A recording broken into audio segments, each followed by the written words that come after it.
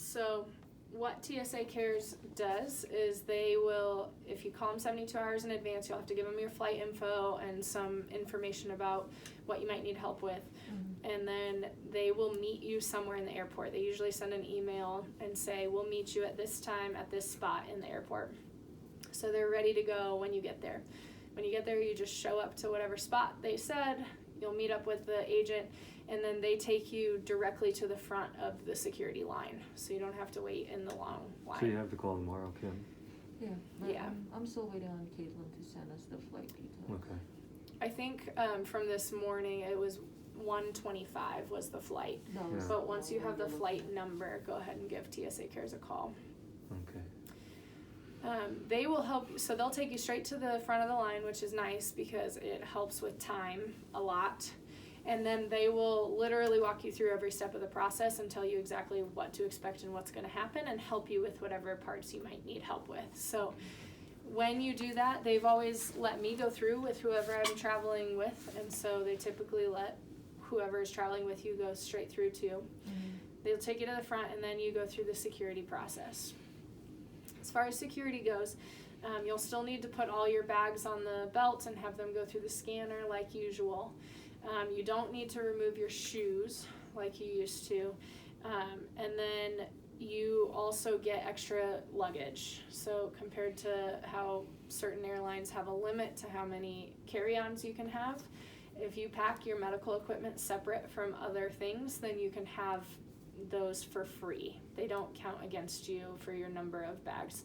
So just clearly, like if you're going to bring your catheters and stuff like that, just make sure that it's all together in one bag, and if someone asks you, you can just say it's medical equipment.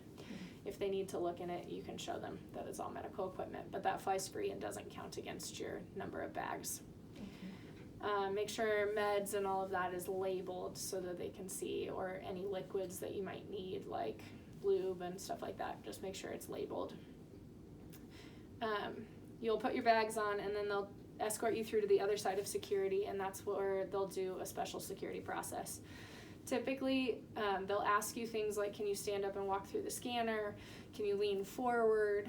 They'll ask questions like that. You just be honest about what you can do, and then they'll adjust the security screening based on that.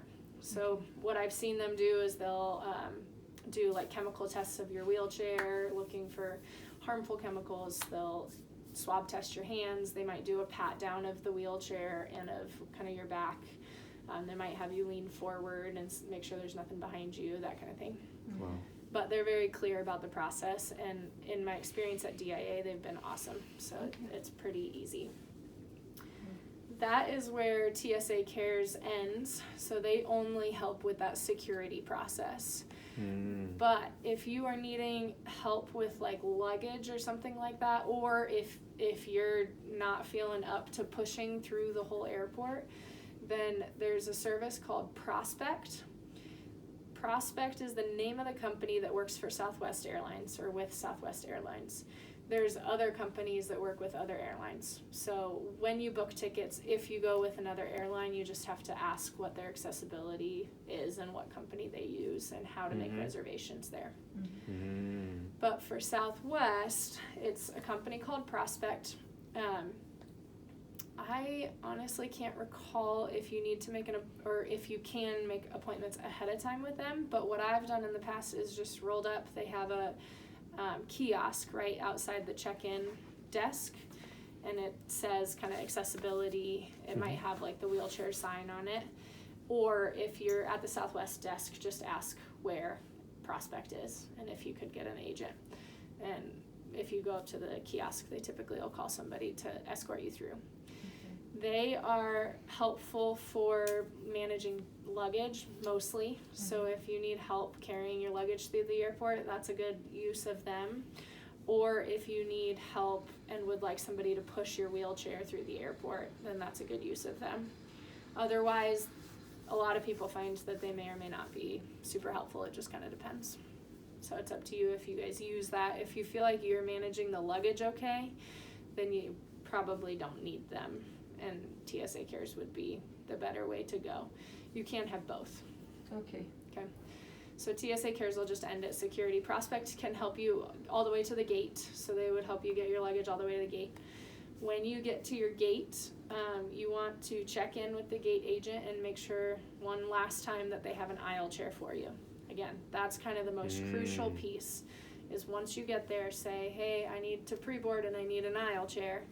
Make sure that they have it ready for you. Okay. So that's the first thing to do when you get to your gate. After that, you can go, and I'd recommend go cath, and then kind of get everything ready to go. But cathing being the most critical thing to do before you get on the plane. So you'll pre-board, so you'll board before the boarding time. So you need to make sure that you're early enough to be there ready for that, and that you can cath and come back and all that. And then you'll be the first one on the plane and the last one off the plane. When they call for pre-boarding, you'll roll up and then you'll go down the jetway, and that's where they should have the aisle chair ready for you, just right outside of the plane. At that point, Prospect is the same company. Those are the folks that can help you with the transfer too. Okay. So at that point, you can decide what you want to do. If you want to use a slide board, you can tell Prospect, you can tell the folks what to do or what not to do. Just be really clear. Those things, or do I have to bring my own? You'll have to bring your own. Okay. Yeah. Yep. So I would bring a slide board with you, and one thing is make sure that you like attach it to your luggage or something, because they frequently get left in the overhead bin because they're flat, and they just, if luggage goes on top of it, then it just gets missed. So instead of me doing the transfer, they're going to do the transfer? They could. It's up to you. Okay, got It's it. up to you guys, and you just have to be really clear about what you do want help with or what you don't want help with. Got it. And it's really 100% up to you, Kim. So you and Maggie looked at what it would be like to have a 2-person lift. If you're doing that, I would let them do it. You don't need to do that because there's no reason to risk hurting your back, and it's what they do for a living, and it's what they're there for.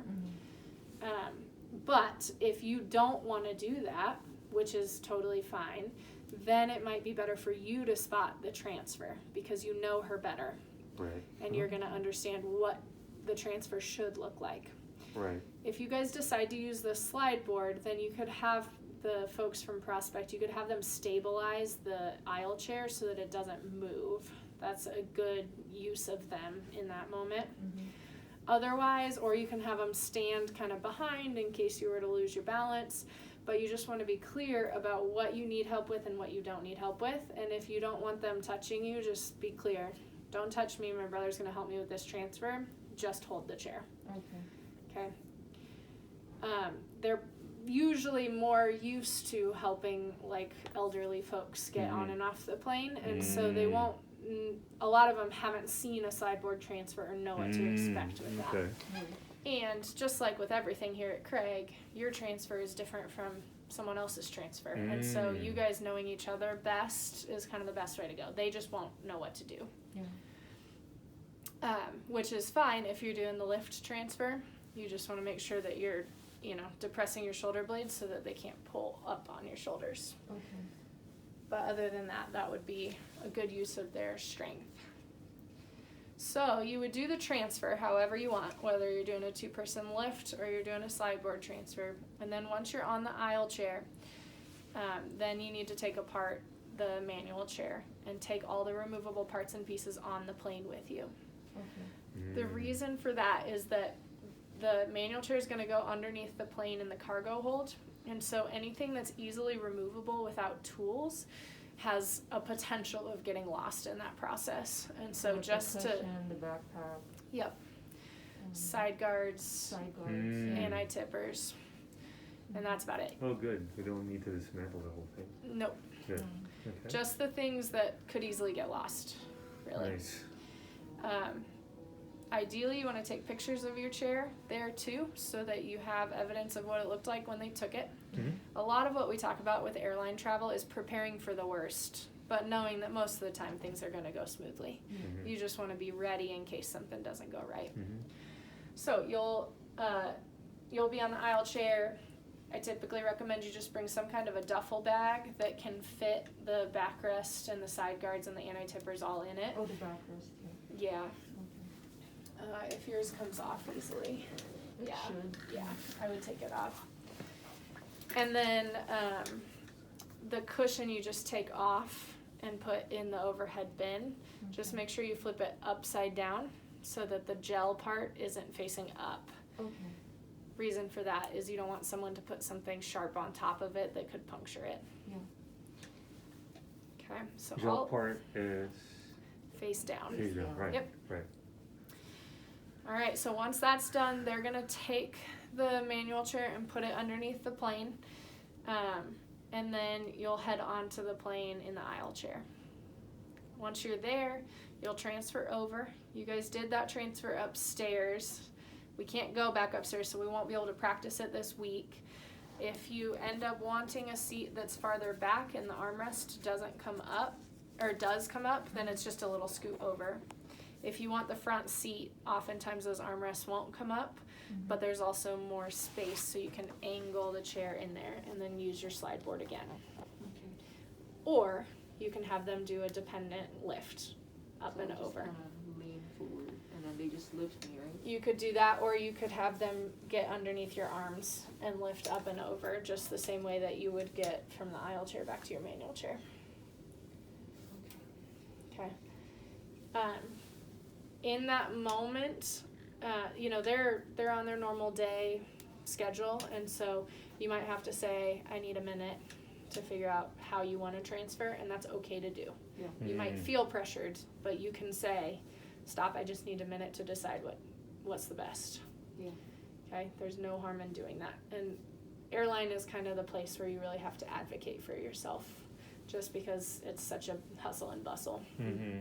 But you've got rights to take the time that you need, so make sure that you advocate for that if you need it. A small side note is that some Southwest airplanes are oriented such that you don't need to transfer to the aisle chair, and that you can roll straight on with your manual chair and transfer straight to the seat with your manual chair.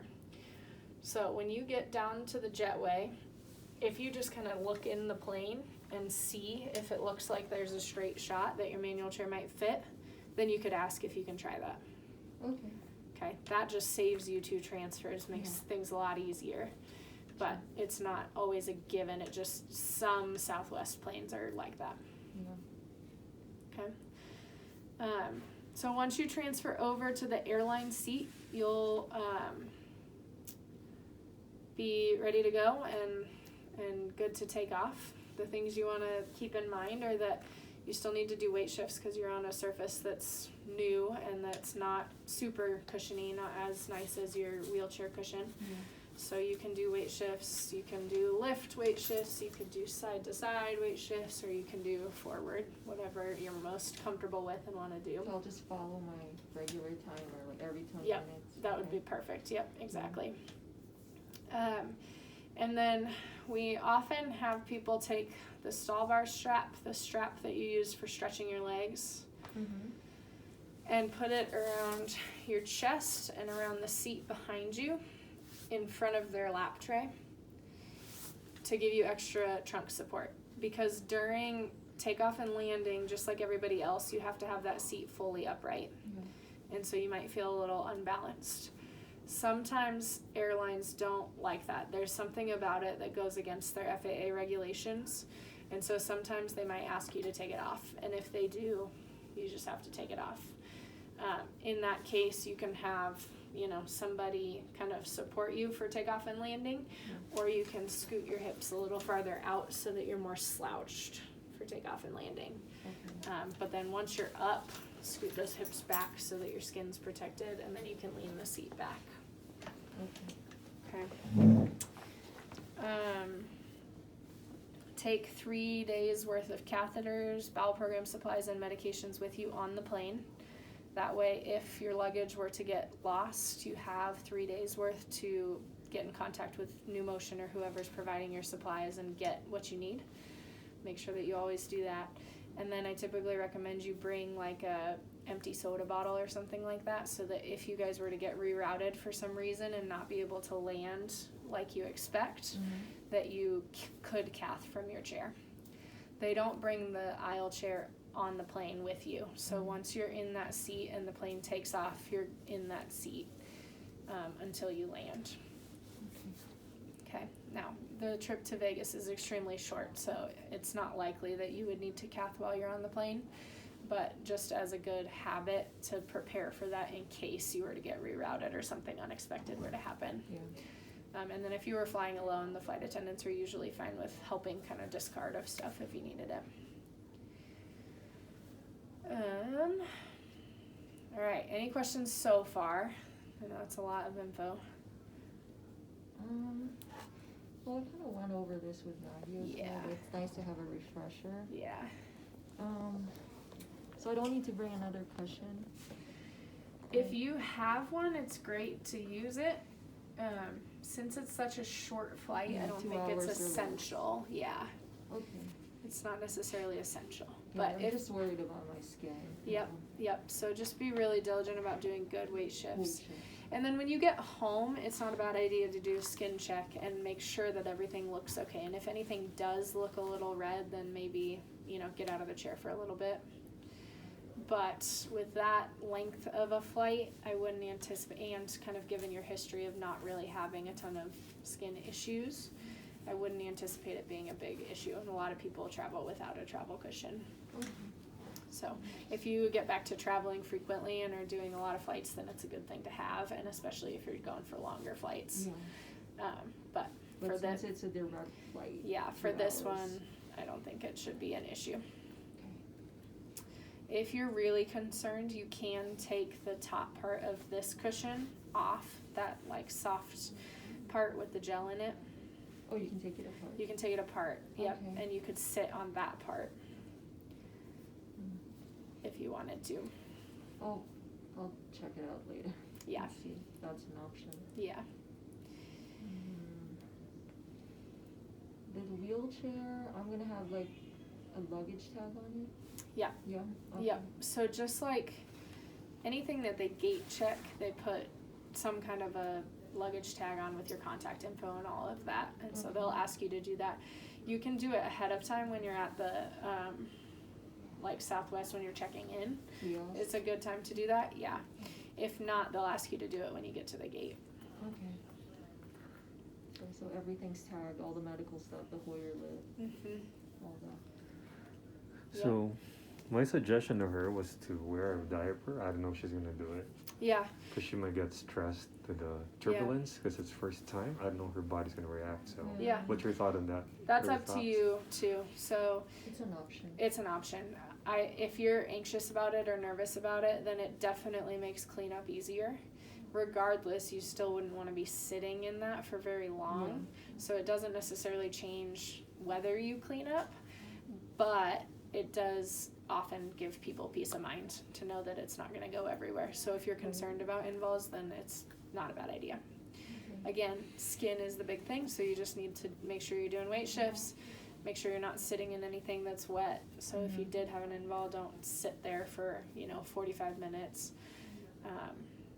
And then when you get there, make sure you check your skin, make sure there wasn't anything kind of kinked up underneath you or something like that. Okay. But it's absolutely an option for you. All right, so then when you're getting ready to land, they'll usually announce that they're starting the descent.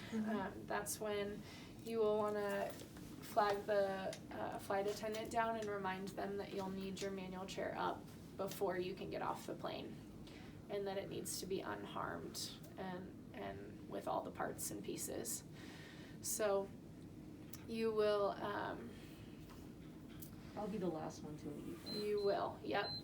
So when you're flying with somebody, I would recommend having them hop off the plane and take a look at your manual chair before you transfer. That way, if like a caster is broken or something's not working, or the backrest won't go on because something's bent, then you know before you get onto the aisle chair. This is again one of those prepare for the worst, but usually it's not going to be an issue kind of things. Because if you transfer to the aisle chair, then they can take you off the plane and then you're stuck in the aisle chair, which is not very comfortable. It's not very good for your skin.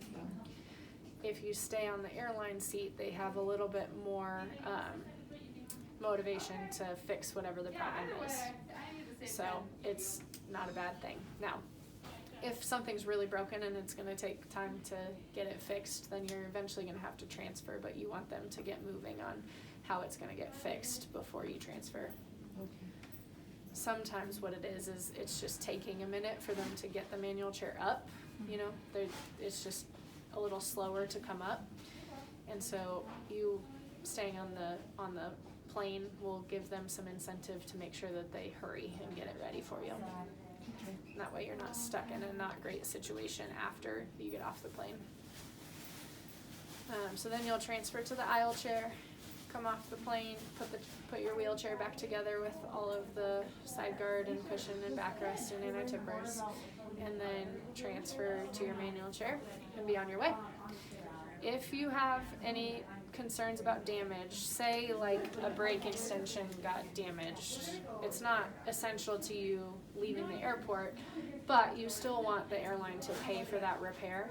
So take pictures of it when it happens so that they're marked on your phone with the time that you took the picture, and then go down to baggage claim right after and file a claim for the damage that they did. And do it before you leave the airport. If you leave the airport and then try and do it later, then it's a lot harder to get those things paid for. Really cool. What usually gets damaged?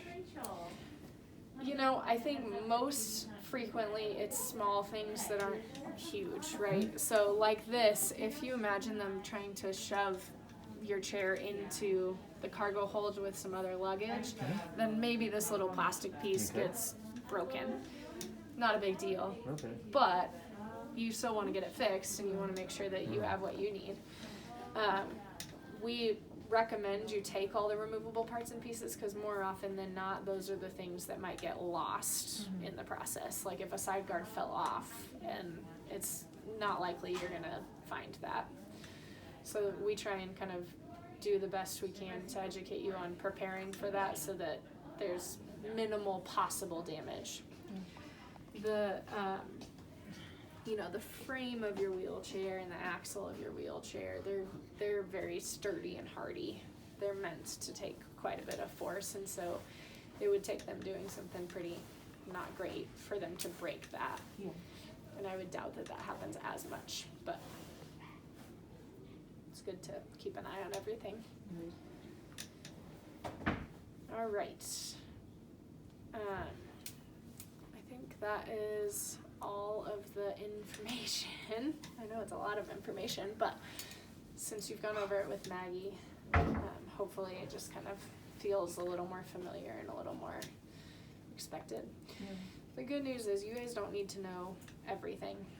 If you use TSA Cares, they'll help you with the entire security process. You won't even really need to know anything. They'll walk you through every step. And I'll call them 72 hours before the At least 72 hours. At least. So if you get your flight info from Caitlin today, then I would just call them today. Call them. Okay. Yep.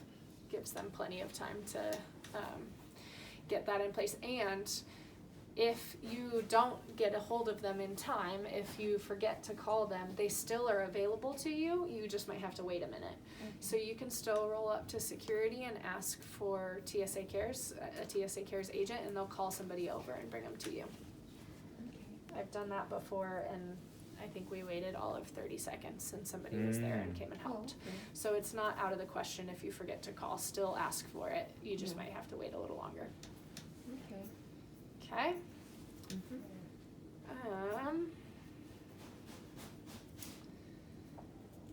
I think that is everything. And then the other thing is, with the transfer, if you guys are gonna do something, like a slide board transfer, that's a good time to be really specific about what you need. If they're gonna do a 2-person lift and that's what you would prefer to do, they're more likely to be accustomed to that part of it.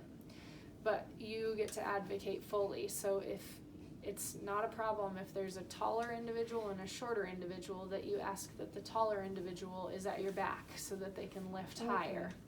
There's nothing wrong with saying, can you switch spots? Okay. Okay. Yeah, and that's, That's just for the dependent push. right? yep, exactly.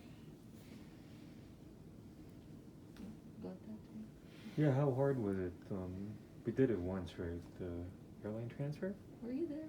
I mean, right He here. did, yeah, I mean, he not did with the slide board transfer once. Oh, it's just like a regular. pretty flat, transfer. pretty even, right? It's flat. Pretty even? The only thing that makes me uneasy is that it's so narrow Yeah, and it's not like a comfy surface. Okay. yeah. So the aisle chair itself is a bit lower than your wheelchair. It sits about here. Mm-hmm.